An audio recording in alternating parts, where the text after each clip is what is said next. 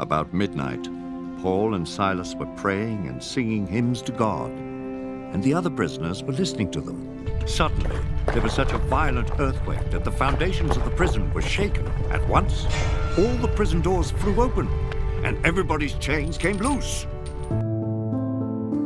Swear by the God of Abraham that in return for this porridge, I give up my inheritance, the inheritance of the firstborn, to you, my brother, Jacob.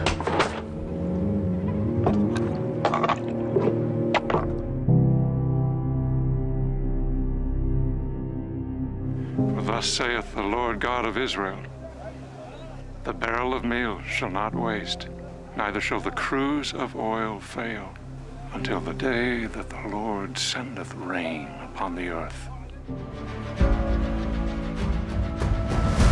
And I will bless thee, and make thy name great, and thou shalt be a blessing. And I will bless them that bless thee, and curse him that curseth thee, and in thee shall all families of the earth be blessed.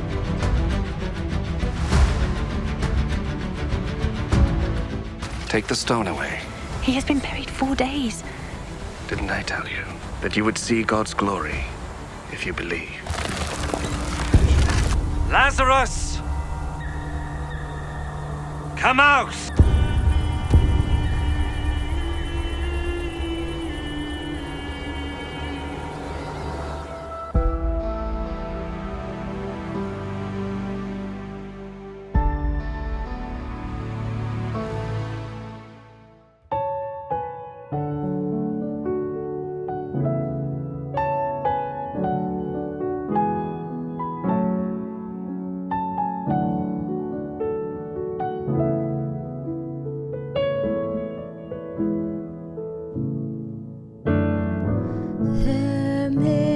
Storms that won't move out the way, and trials will come to only test my faith.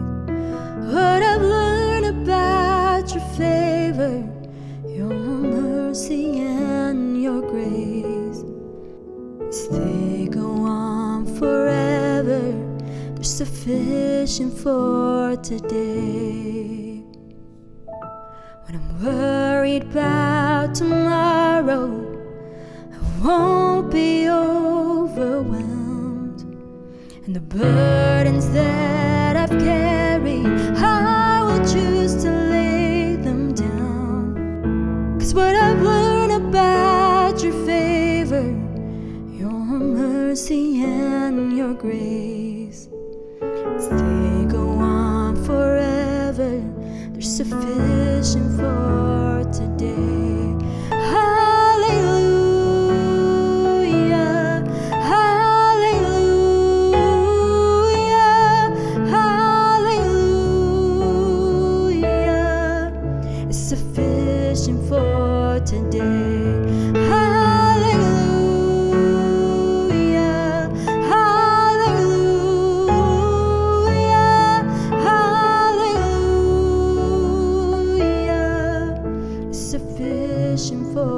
Today. In the joy and in the sorrow, I find you just the same. And behind my darkest mornings, there's a peace I can't explain. I'm so grateful for your favor, your mercy and your grace.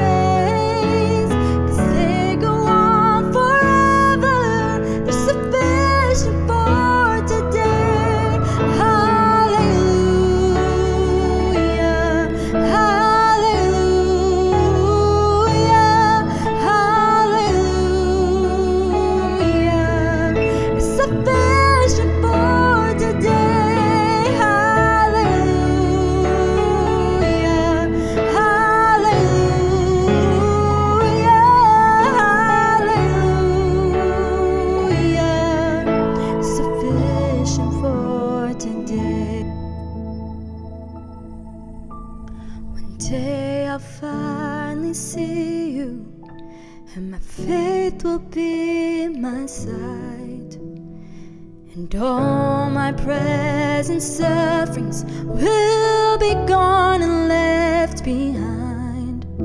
I'll be standing in your favor, your mercy and your grace, as they go on forever, they still go on forever, they still go on forever.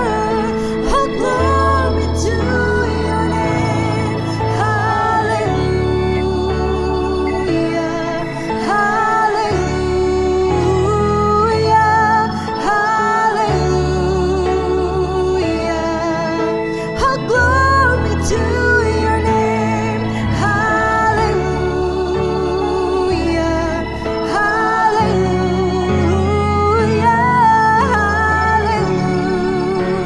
hallelujah. Oh, glory to your name. Hallelujah, hallelujah, hallelujah. Sufficient for today. Hallelujah, hallelujah, hallelujah. Sufficient for today.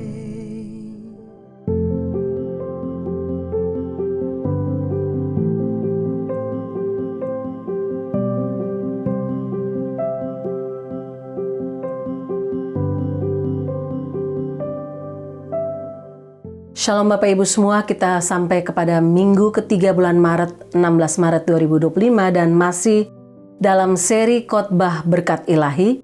Hari ini saya akan membawakan tema berkat yang tepat pada waktunya. Berbicara tentang pemeliharaan Tuhan kepada Nabi Elia melalui janda di Sarfat. Mari kita berdoa sebelum kita mendengarkan kebenaran firman Tuhan hari ini. Bapa dalam surga, kami mengucap syukur karena Engkau tidak pernah terlambat dalam menolong kami. Engkau tidak pernah terlelap, Engkau tidak pernah tertidur, Engkau tidak pernah terlambat dalam memberikan pertolongan yang kami butuhkan. Dan hamba berdoa supaya melalui pelajaran firman Tuhan hari ini, berkat yang datang tepat pada waktunya, menguatkan kami di tengah-tengah pergumulan kami, apapun itu. Hamba berdoa supaya kebenaran firman Tuhan ini mengangkat hati kami, mengangkat iman kami lagi kembali kepadamu. Terpujilah Tuhan, berbicaralah kepada kami dalam nama Tuhan Yesus. Amin. Bacaan firman Tuhan kita hari ini terambil dari 1 Raja-Raja pasal 17 ayat 7 sampai 24. Namun saya tidak akan membacakan semua bagian ini, Bapak Ibu bisa membacanya di rumah masing-masing. Saya hanya akan membacakan beberapa ayat ketika menyampaikan bagian ini. Dan pertama saya akan membacakan ayat 7 hingga ayat yang ke-9, demikian bunyi firman Tuhan. Tetapi sesudah beberapa waktu sungai itu menjadi kering sebab hujan tiada turun di negeri itu. Maka datanglah firman Tuhan kepada Elia, bersiaplah, pergi ke Sarfat yang termasuk wilayah Sidon, dan diamlah di sana. Ketahuilah aku telah memerintahkan seorang janda untuk memberi engkau makan. Bapak Ibu, terkadang hidup kita ini memang acak, tidak dapat kita prediksi. Ada hal yang sering terjadi dalam hidup kita yang tiba-tiba terjadi dan tidak terduga terjadinya. Ada sebuah kisah tentang Edward, seorang citizen Amerika yang tinggal di LA. Satu hari dia pergi ke toko tempat biasa dia pergi untuk membeli tiket loto di sebuah supermarket. Dan baru saja dia mau menekan nomor mesin untuk membeli tiket, tiba-tiba seorang laki-laki yang tidak sopan menabrakkan badannya ke tubuh Edward dan pergi tanpa bicara apapun. Awalnya Edward sangat marah Bapak Ibu karena penekanan tombol yang tidak sengaja itu menyebabkan dia harus membayar tiket seharga $30 per biji sebanyak 200 tiket. Artinya, dia harus mengeluarkan $6.000. Padahal dia rencana untuk membeli tiket seharga $40 dan nomor yang dipilih oleh laki-laki itu dengan sengaja menabraknya adalah bukan nomor pilihannya. Edward sudah punya nomor pilihan sendiri. Dan uang $40 itu merupakan uang terakhir dia untuk membeli tiket loto. Namun kekesalan dan rasa frustrasinya dengan cepat berubah Bapak Ibu menjadi ketidakpercayaan yang meluap-luap. Ia mulai menggaruk tiket itu dan mengetahui bahwa ia baru saja memenangkan jackpot sebanyak 10 million US dollar. 10 juta US dollar. Kata Edward, dia pergi ke toko, dia pergi ke samping toko dan dia berusaha untuk melihat loto itu berulang-ulang. Dalam hati dia berpikir, tidak mungkin, ini tidak mungkin. Bagaimana mungkin saya dapat 10 million US dollar? Tapi bagi dia itu berkat yang datang tepat pada waktunya. Berkat yang terjadi dalam hidup Edward ini adalah berkat yang tidak terduga, berkat yang datang tepat pada waktunya. Berapa banyak di antara kita pernah mengalami hal seperti itu? Saya secara pribadi, dalam hidup saya secara pribadi dan keluarga saya, kami mengalami banyak berkat tidak terduga, banyak berkat yang datang tepat pada waktunya. Namun apa yang dialami Edward ini juga pernah dialami oleh seorang janda. Janda ini tidak diketahui namanya, tidak pernah dituliskan di Alkitab siapa namanya. Hanya dikenal dengan nama janda di Sarfat. Sehingga bagian firman Tuhan hari ini yang akan saya bagikan, kita akan berbicara tentang apa yang Tuhan buat dalam hidup seorang janda di Sarfat. Karena Tuhan yang kita sembah adalah Tuhan yang tidak pernah terlambat. Tuhan yang selalu on time. Dia tidak pernah salah dalam mengatur jalan hidup kita. Dia tidak pernah salah dalam mencurahkan berkat-Nya dengan cara yang tepat, dengan waktu yang tepat. Sebelum kita mempelajari bagian ini lebih lanjut, saya ingin kita melihat latar belakang kejadian peristiwa 1 Raja-Raja pasal 17 ayat 7-24 ini. Nah, kisah ini terjadi ketika Nabi Elia adalah yang merupakan Nabi Tuhan ini melayani pada masa pemerintahan Raja Ahab di kerajaan Israel. Bapak Ibu ingat, pada waktu itu kerajaan Israel telah terpecah menjadi dua, yaitu kerajaan Israel dan kerajaan Yehuda. Nah, Ahab ini adalah raja yang terkenal sangat jahat. Istrinya pun seorang yang sangat jahat yang dikenal dengan nama Ratu Isabel. Kalau Bapak Ibu perhatikan, orang suka bergurau katakan, oh memang dia punya roh Isabel. Artinya orang itu sangat jahat. Kejahatannya itu tidak terduga, tidak tersangka dan di atas rata-rata. Nah, Isabel ini adalah anak dari Etbaal yang merupakan Raja Sidon. Sidon ini merupakan tempat kelahiran Ratu Isabel. Dan masa ini merupakan masa yang sangat buruk dalam perjalanan sejarah bangsa Israel. Mengapa? Raja Ahab menikah dengan Isabel untuk bersekutu dengan orang Sidon. Bapak Ibu ingat, dia adalah anak dari Raja Sidon, Etbaal. Dan pernikahannya ini dengan tujuan politik. Karena apa? Sidon terkenal adalah negara yang kaya dan kuat dalam perdagangan di Mediterranean. Karena itu Ahab dengan sengaja menikahi Isabel dengan tujuan politik dan perdagangan. Namun, apa yang terjadi dengan pernikahan Ahab dan Isabel? Mereka menjadi penyembah dewa Baal, dewa kesuburan. Dan ketika dia menikah dengan Isabel, Isabel membawa serta semua dewanya. Ahab sampai harus membangun kuil di tengah bangsa Israel, yaitu kuil Baal. Para pengikut Tuhan Allah Yahweh itu banyak yang dibunuh. Bukan saja para pengikut Tuhan Allah Yahweh, tapi para nabi Israel yang sungguh-sungguh takut Tuhan, semua dibunuh oleh Isabel. Dan kesemua hal ini membuat Tuhan menjadi sakit hati. Kalau kita baca dalam 1 Raja-Raja 16 ayat 29-34, dikatakan bahwa Tuhan menjadi sakit hati dengan apa yang dilakukan oleh Ahab dan Isabel. Nah, karena kejahatan Ahab dan Isabel ini, Tuhan sakit hati. Tuhan menghukum mereka dengan tidak mengirimkan hujan, bahkan embun setitik pun selama 3,5 tahun melalui perantaraan perintah dari Nabi Elia. Karena itulah Ahab dan Isabel sangat benci kepada Elia. Mereka berencana untuk membunuh Elia. Maka larilah Elia atas perintah Tuhan ke sungai Kerit, di mana dia diberi makan oleh burung gagak selama beberapa waktu lamanya. Sampai sungai Kerit kering, Tuhan memerintahkan Elia untuk pergi keluar dari sungai Kerit dan berjalan sekitar 100 miles menuju ke daerah Sidon. Itulah tempat Isabel dilahirkan, tempat Etbal menjadi Raja Sidon. Bayangkan Bapak Ibu, Elia yang tadinya menyembunyikan diri di tengah-tengah sungai Kerit yang tersembunyi, sekarang harus pergi mendekat ke kampung halaman Isabel, musuhnya. Di sana di Sarfat, di Sidon, Tuhan telah menyediakan pertolongannya melalui seorang janda yang Tuhan katakan akan memelihara hidup Elia di sana, ayat 9. Dan benar ayat 10 dikatakan, sesudah itu ia bersiap lalu pergi ke Sarfat. Setelah ia sampai ke pintu gerbang kota itu, tampaklah di sana seorang janda sedang mengumpulkan kayu api. Ia berseru kepada perempuan itu, katanya, cobalah ambil bagiku sedikit air dalam kendi supaya aku minum. Itulah perjumpaan pertama Elia dengan janda di Sarfat yang Tuhan perintahkan untuk memelihara Elia. Nah Bapak Ibu, bagaimana caranya Tuhan memakai seorang janda miskin untuk tetap memelihara Elia? Bagaimana dan apa yang terjadi dengan janda di Sarfat ini? Saya ingin kita melihat bagian ini dari sudut berkat Tuhan yang datang tepat pada waktunya dalam 3 hal. Yang pertama, situasi hidup janda di Sarfat ini. Yang pasti status dia adalah seorang janda. Nah, Alkitab tidak sedang berbicara tentang seorang janda yang seperti Mackenzie Scott. Mackenzie Scott, kalau Bapak Ibu tahu, adalah seorang filantropis.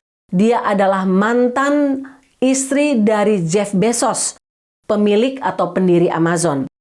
Nah, hingga Desember 2024, kekayaan Mackenzie ini adalah sebesar 42,1 billion US dollar. Bukan miliar ya Bapak Ibu.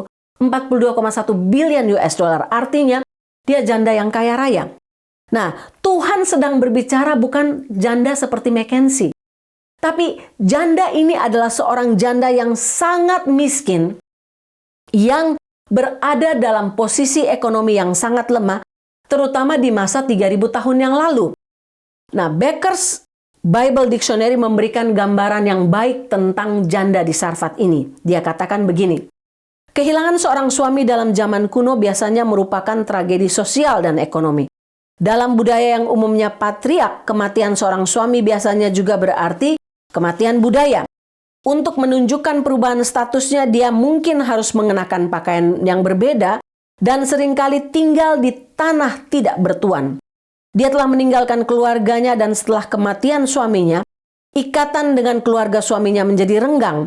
Krisisnya diperparah karena kemungkinan usia janda Sarfat ini sekitar 20-30 tahun, masih sangat muda, dan anak laki-laki satu-satunya baru berusia sekitar 4-6 tahun. Tentu anak kecil ini tidak dapat menolong ibunya mencari nafkah. Untuk makan minum tiap hari tentu sudah sangat berat. Belum lagi mungkin membayar hutang yang merupakan peninggalan suaminya. Nah Bapak Ibu, kondisi janda ini benar-benar memprihatinkan.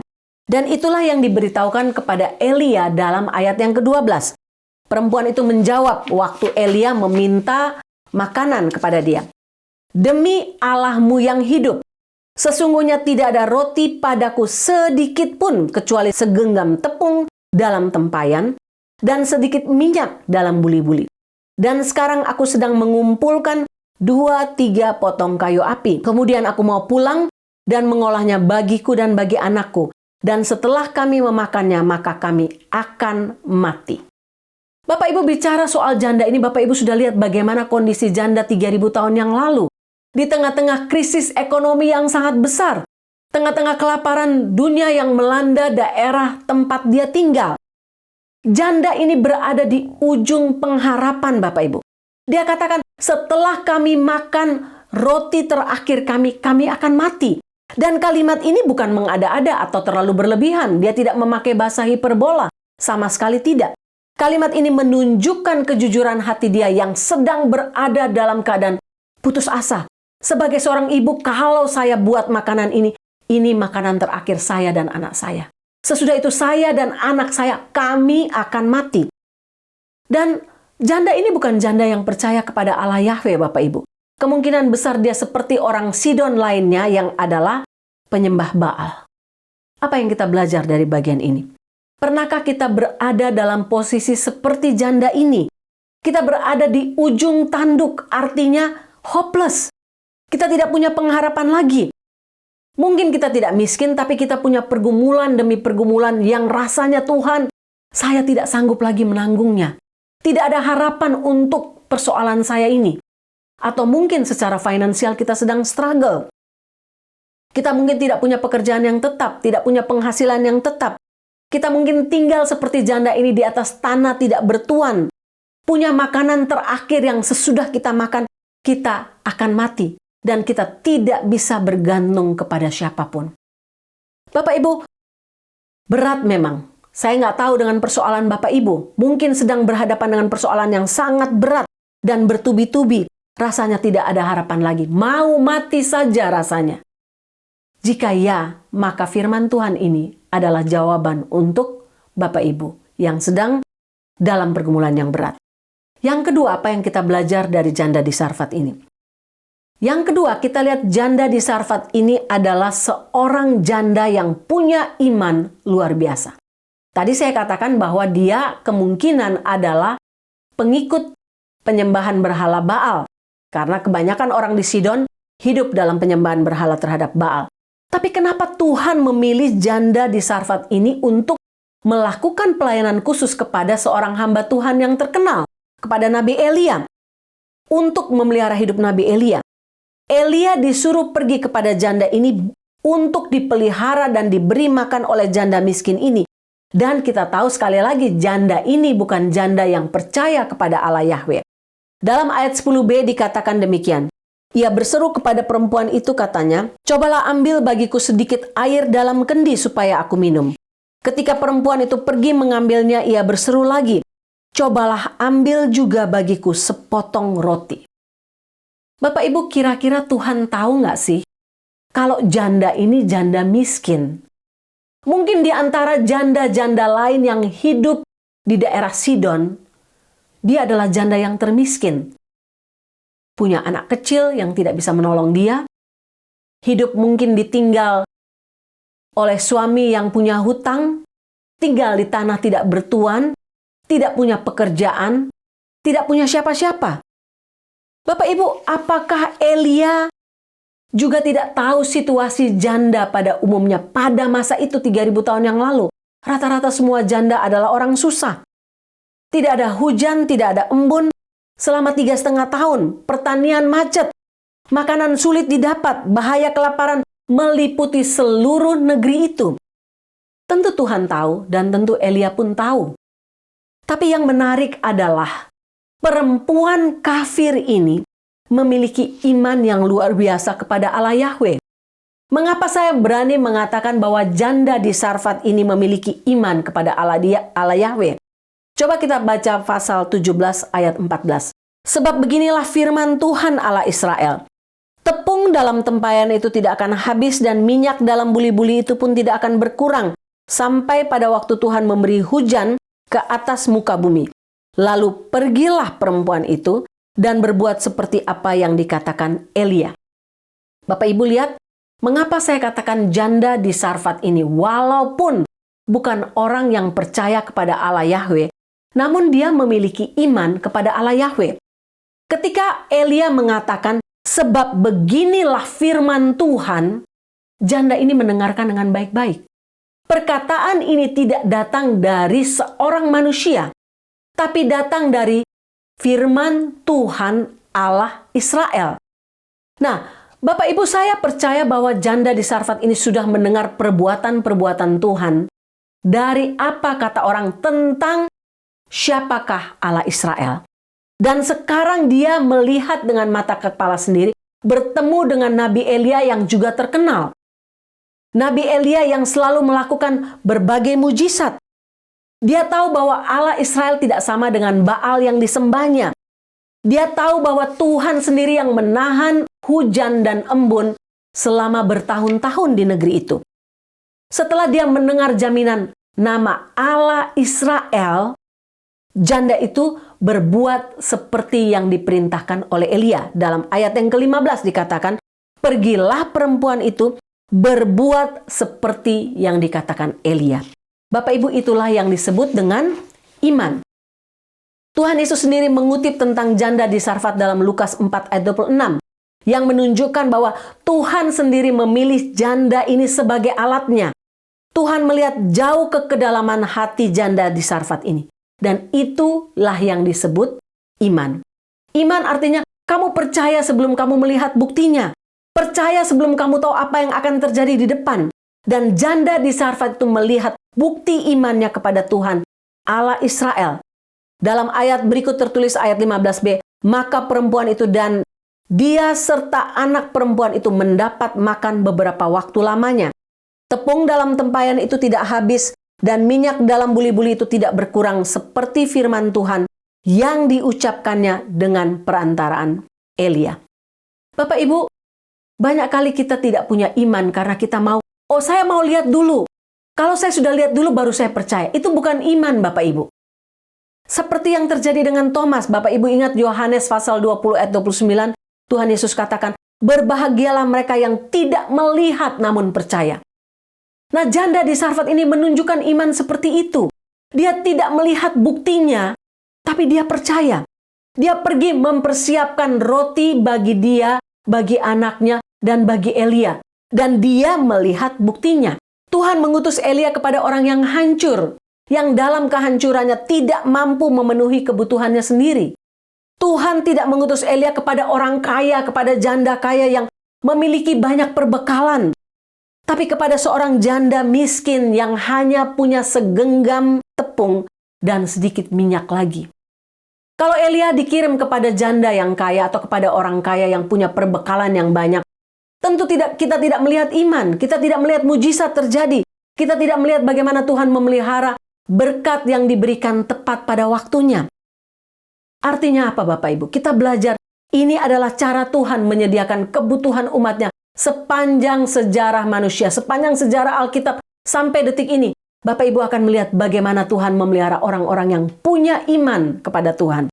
Tuhan menggunakan orang yang hancur, orang yang tidak punya, orang yang miskin, orang yang manusia anggap tidak layak, tidak mampu memenuhi kebutuhannya.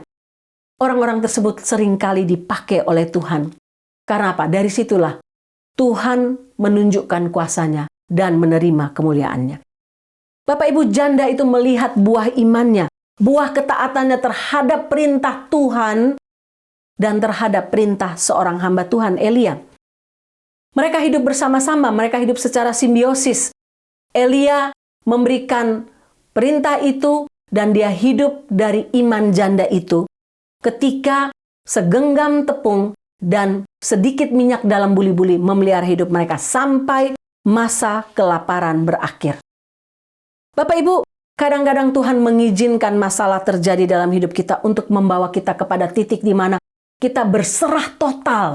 Kita memiliki iman total kepada Tuhan, bergantung kepada Tuhan saja dan tidak kepada pikiran kita lagi. Tidak bergantung kepada otak kita lagi, kepada jalan keluar kita lagi, tidak. Tapi bergantung total kepada Tuhan. Dan ingat, iman artinya percaya sebelum kita melihat buktinya. Yang ketiga, yang terakhir Bapak Ibu. Berkat Tuhan datang tepat pada waktunya. Yang pertama kita lihat dari bagian ini adalah berkat Tuhan datang tepat pada waktunya, yaitu ketika janda di Sarfat dalam keadaan hopeless. Bapak Ibu ingat kata-kata dia. Sesudah makan makanan terakhir ini, kami akan mati. Hopeless. Ayat 12 katakan, tidak ada roti padaku sedikit pun, kecuali segenggam tepung dalam tempayan dan sedikit minyak dalam buli-buli. Sesudah mereka makan roti yang terakhir ini, janda dan anaknya itu katakan, mereka akan mati kelaparan karena tidak punya apa-apa lagi. Hanya tinggal menunggu kematian. Bapak Ibu, pernahkah kita menghadapi kondisi seperti ini? Tidak ada harapan dari manapun. Apa yang akan kita buat ketika kita mengalami hal seperti itu? Taat kepada perintah Tuhan, berserah total kepada Tuhan, ataukah masih memakai akal manusia? Yang kedua, kita lihat bahwa berkat Tuhan ini datang melalui mujizat dari hal yang sedikit, dari segenggam tepung dan sedikit minyak dalam buli-buli. Dan melalui yang sedikit ini Tuhan memberkati dan mengalirkan kuasa mujizatnya dan membuat tepung dan minyak ini tidak habis seperti yang ditulis dalam ayat 16. Tepung dalam tempayan itu tidak habis dan minyak dalam buli-buli itu tidak berkurang seperti firman Tuhan yang diucapkannya dengan perantaraan Elia. Bapak Ibu, Elia tidak bisa membuat tepung itu terus ada. Elia tidak bisa membuat minyak itu terus mengalir. Tuhanlah yang melakukannya. Dan berkat Tuhan ini datang tepat pada waktunya. Tepung dan minyak itu tidak berakhir sampai musim kemarau berakhir. Seringkali Tuhan memakai hal-hal kecil dalam hidup kita untuk menunjukkan mujizatnya. 5 roti dan 2 ikan bisa memberi makan 5.000 orang lebih dan masih ada sisa 12 bakul. Dalam Matius pasal 6 ayat 34 Tuhan katakan, cukup ya, jangan takut, jangan khawatir, Tuhan akan melipat gandakan apa yang kita punya sampai cukup. Matius 6 ayat 34 katakan cukup, kesusahan sehari cukuplah untuk sehari. Problemnya kita mau lebih. Selalu kita tidak mau cukup, kita mau lebih Bapak Ibu. Apa yang terjadi dengan Gideon? Gideon datang untuk memerangi musuhnya dengan 10.000 pasukan tentara yang siap untuk berperang. Tuhan katakan terlalu banyak. Diedit, sampai tinggal hanya 300 pasukan. Dan mereka maju memenangkan pertempuran. Gideon tidak dapat katakan itu terjadi karena kekuatan saya. Sama seperti Elia tidak bisa katakan itu terjadi karena kehebatan saya. Tidak bisa Bapak Ibu. Itu semua terjadi karena Tuhan. Doa Bapa kami juga selalu mengatakan bahwa berikanlah kami pada hari ini makanan kami yang secukupnya. Saya mengalaminya berulang kali, ribuan kali dalam hidup saya. Bagaimana berkat Tuhan itu datang dari hal yang sedikit. Satu kali saya sama Pak Riki harus mempersiapkan diri untuk berangkat ke Amerika dan mengurus paspor. Pada waktu itu paspor harga per orang adalah 400.000, sehingga untuk kami berempat jumlahnya 1,6 juta. Kami tidak punya sejumlah itu. Dan saya hanya berdoa, Tuhan kami hanya punya sedikit. Cukupkanlah apa yang kami punya ini untuk kebutuhan kalau memang ini bagian dari rencana Tuhan. Saya baru selesai berdoa, Tuhan mengirimkan salah seorang dari kakak saya yang katakan, saya baru kirim kamu sejumlah 1,6 juta. Tidak lebih, tidak kurang Bapak Ibu. Seringkali Tuhan mengalirkan berkat-Nya dan membuat mujizat dari sedikit yang kita punya. Atau bahkan dari tidak ada yang kita punya. Yang ketiga Bapak Ibu, berkat itu mengalir dari tangan Tuhan yang tidak terlihat. Janda di Sarfat ditolong Tuhan melalui Elia. Siapa Elia bagi janda di Sarfat? Dia tidak mengenal nama Elia. Mungkin dia pernah mendengar nama Elia. Tapi dia tidak mengenal Elia sama sekali. Dia tidak mengenal Tuhan Allah Yahweh. Yang dia kenal hanyalah dewa Baalnya. Tapi kuasa inilah yang bekerja menolong dia. Kuasa yang tidak terlihat. Tuhan selalu bekerja di atas apa yang kadang-kadang tidak kita percayai. Dan itulah bentuk pemeliharaan Tuhan. Ia mengatur segala sesuatu dengan sempurna. Dan dia tahu apa yang terjadi dan apa yang akan terjadi. Ketika kita melihat kehidupan kita sendiri, kita dapat melihat pemeliharaan tangan Tuhan dalam banyak hal. Memakai orang-orang yang tidak kita sangka untuk menolong kita. Bapak Ibu, saya menutup khotbah saya hari ini dengan kesaksian tentang seorang anak laki-laki buta yang duduk meminta-minta. Dia membawa tulisan yang dia taruh dekat tempat dia duduk, saya buta, tolonglah saya.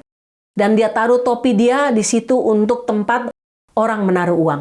Setelah beberapa jam yang masukkan uang koin ke dalam topi itu hanya ada 2 orang. Nah, salah seorang dari dia melihat, loh, tidak ada sama sekali yang menolong anak buta ini.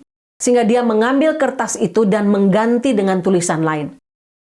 Tiba-tiba sesudah kertas itu diganti, banyak sekali orang datang dan memasukkan uang ke dalam topi itu sampai topi itu menjadi penuh dengan uang. Di penghujung hari itu, anak yang tadi mengganti kertas itu datang dan katakan, berapa banyak kamu dapat? Oh, saya dapat banyak sekali. Bukankah kamu tadi yang mengganti kertas yang saya tulis di sini? Oh iya. Boleh saya tahu apa yang kamu tulis di situ? Ya, saya menggantikan dengan kata demikian. Hari ini cerah dan indah. tapi sayang saya tidak dapat melihatnya. Bapak Ibu, seperti anak buta tadi, seringkali kita tidak bisa melihat tangan Tuhan yang menolong kita. Seringkali yang kita lihat hanyalah orang-orang asing yang Tuhan kirim untuk datang menolong kita. Berkat Tuhan mengalir dari tangan-tangan yang tidak terduga. Tapi ingat, berkat Tuhan selalu mengalir tepat pada waktunya. Tuhan tidak pernah terlalu lambat atau terlalu cepat dalam mengirimkan berkat-Nya kepada mereka yang memiliki iman kepadanya. Mari kita berdoa. Bapa dalam surga, kami belajar lagi bagian yang luar biasa tentang iman janda di Sarfat. Kami belajar lagi bagaimana Tuhan menolong dia, bagaimana Tuhan melakukan mujizat kepadanya, bagaimana Tuhan memelihara dia dan anak laki-laki kecilnya, bagaimana Tuhan memelihara Nabi Elia di masa kelaparan, bagaimana Tuhan memberikan berkat itu tepat pada waktunya dengan cara Tuhan, dengan tangan Tuhan yang seringkali tidak kami lihat.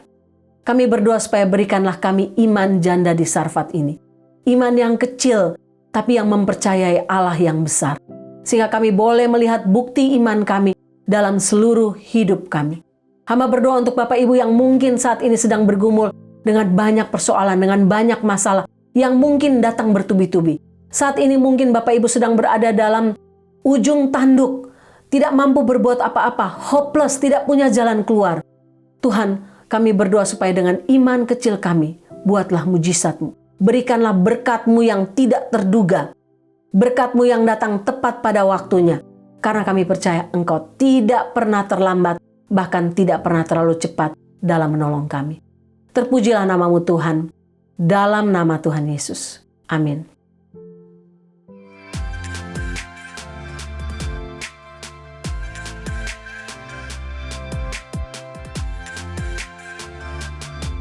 Bapak Ibu, saya sangat diberkati dengan kebenaran firman Tuhan hari ini. Menguatkan saya lagi untuk menghadapi apa yang saya tidak tahu yang ada di depan sana.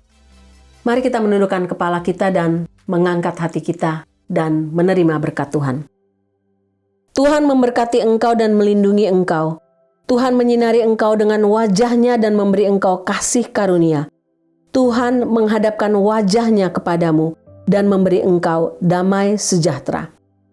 Amin.